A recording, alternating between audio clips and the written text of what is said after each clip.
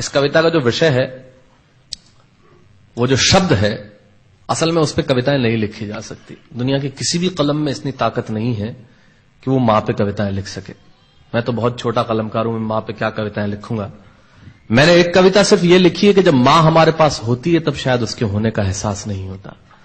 जब मां नहीं होती तब जिंदगी क्या होती है, बस मैं ये कहना चाहता हूं। तब आप सुने उस कविता को। एक बहुत छोटी सी कहानी उस कविता के शुरू में कहता हूं। एक जंगल में एक संगीतकार मृदंग बजाता था। मृदंग ढोलक की तरह एक वाद्य को कहते हैं।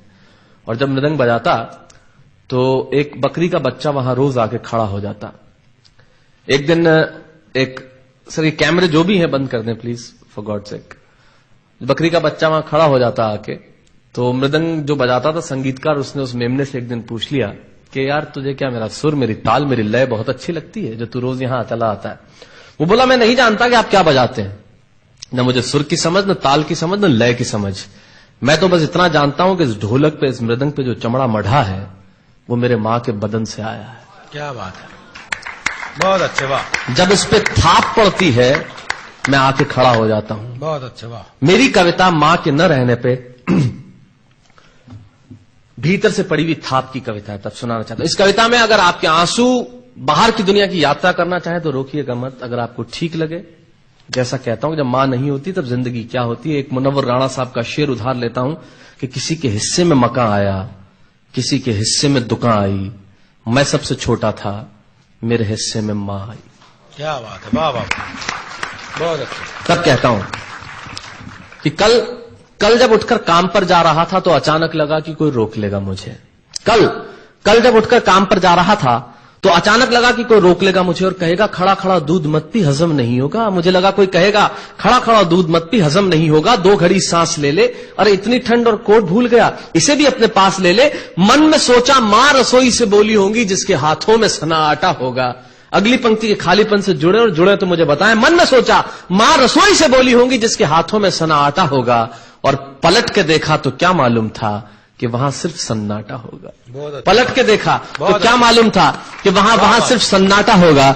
अरे अब हवाएं ही तो बात करती हैं मुझसे। जब कोई नहीं होता तब अंतरिक्ष बात करता है, निर्वात बात करता है, वैक्यूम बात करता है। तब कहता हूं अरे अब हवाएं ही तो बात करती है मुझसे। लगता है जब जाऊंगा किसी खास काम से तो कोई कहेगा दही शक्कर खा ले बेटा, अच्छा शगुन होता है। कोई कहेगा गुड़ खा ले बेटा, अच्छा शगुन होता है। पर मन इसी बात के लिए तो रोता है कि सब कुछ है मां, सब कुछ। जिस आजादी के लिए तुझसे मैं सारी उम्र लड़ता रहा। आपने अपने बचपन में देखा होगा माए हमें टोकती है, यहां मत जा, वहां मत जा, ये मत कर, वो मत कर। तब हम आजाद होना चाहते हैं और आजादी की कीमत कितनी बड़ी देनी पड़ती है। अगर कम शब्दों में मैंने ठीक बात कह दी हो तो इसका एहसास मुझे जरूर कराइएगा कि सब कुछ है मां, सब कुछ। जिस आजादी के लिए तुझसे मैं सारी उम्र लड़ता रहा वो सारी आजादी मेरे पास है। फिर भी न जाने क्यों दिल की हर धड़कन उदास है। कहता था ना तुझसे मैं वही करूंगा जो मेरे जी में आएगा, और आज मैं वही सब कुछ करता हूं जो मेरे जी में आता है। बात यह नहीं है कि मैं जो चाहूं कर लूं, मुझे कोई रोकने वाला नहीं है।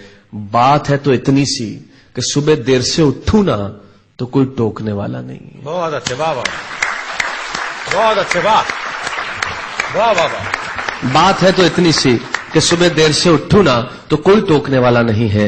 रात को देर से लौटूं तो कौन नाराज होगा भला, कौन कहेगा बार बार कि अब कहां चला। आप ही की जिंदगी के कुछ दृश्य चुराता हूं और आप ही को सौंपता हूं। रात को देर से लौटूं तो कौन नाराज होगा भला, कौन कहेगा बार बार कि अब कहां चला। दोस्तों के साथ घूमने पर उल्हाने कौन देगा, मेरे वो तमाम झूठे बहाने कौन देगा। सच कहा साहब, गम की चोटें जख्मों पे फौलाद से ज्यादा क्या होगी, और मां की दौलत दुनिया में औलाद से ज्यादा क्या होगी। तब कहना चाहता हूं कि रात को देर से लौटूं तो कौन नाराज होगा भला, कौन कहेगा बार बार कि अब कहां चला। दोस्तों के साथ घूमने पर उल्हाने कौन देगा, मेरे वो तमाम झूठे बहाने कौन देगा। कौन कहेगा कि इस उम्र में क्यों परेशान करता है। हाय राम, ये लड़का क्यों नहीं सुधरता है। पैसे कहां खर्च हो जाते हैं तेरे, क्यों नहीं बताता है। सारा दिन मुझे सताता है, रात को देर से आता है, खाना गर्म करने को जागती रहूं, खिलाने को तेरे पीछे भागती रहूं, बहाती रहूं आंसू तेरे लिए।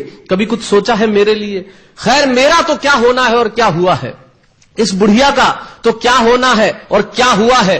तू खुश रह लेना यही दुआ है, और आज तमाम खुशियां ही खुशियां। जीवन में जो सर्वश्रेष्ठ एक पंक्ति जो ईश्वर ने मुझे सौंपी वो मैं आपको सौंपता हूं। कहीं कोई कविता नहीं है, एक बहुत सामान्य सी बात जो बहुत सामान्य ढंग से मैं कह रहा हूं।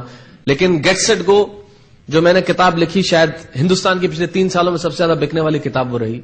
14 भाषाओं में उसका अनुवाद हुआ।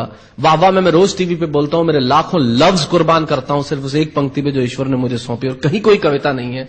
आप ही का भाव आपकी उठा को सौंपता हूं और देता हूं, और जिस विश्वास के साथ मैंने लिखा उस विश्वास के साथ आपको देता हूं कि मेरा तो क्या होना है और क्या हुआ है, इस बुढ़िया का तो क्या होना है और क्या हुआ है, तू खुश रह लेना यही दुआ है। और आज तमाम खुशियां ही खुशियां, गम ये नहीं है कि कोई ये सब खुशियां बांटने वाला होता, पर कोई तो होता जो गलतियों पे डांटने वाला होता। बहुत अच्छे, वाह वाह वाह वाह, बहुत अच्छे, वाह। गम ये नहीं है कि कोई ये सब खुशियां बांटने वाला होता, पर कोई तो होता जो गलतियों पे डांटने वाला होता। और अंतिम पंक्तियां देता हूं कि तू होती ना तो हाथ फेरती, कभी सर पर या हल्के से बाम लगाती, आवाजें दे देकर सुबह उठाती, दिवाली पे टीका लगाकर रुपए देती और कहती बड़ों के पांव छूना आशीर्वाद मिलेगा, कपड़े मत फाड़ना, अगला कपड़ा अगली दिवाली को सिलेगा। बहन को सताता तो तू चांटे मारती, बीमार पड़ता तो रो रो के नजरें उतारती, परीक्षा से आते ही खाना खिलाती, पिता की डांट का डर दिखाती, फिर पिता की डांट से तू ही बचाती, इसे नौकरी मिल जाए,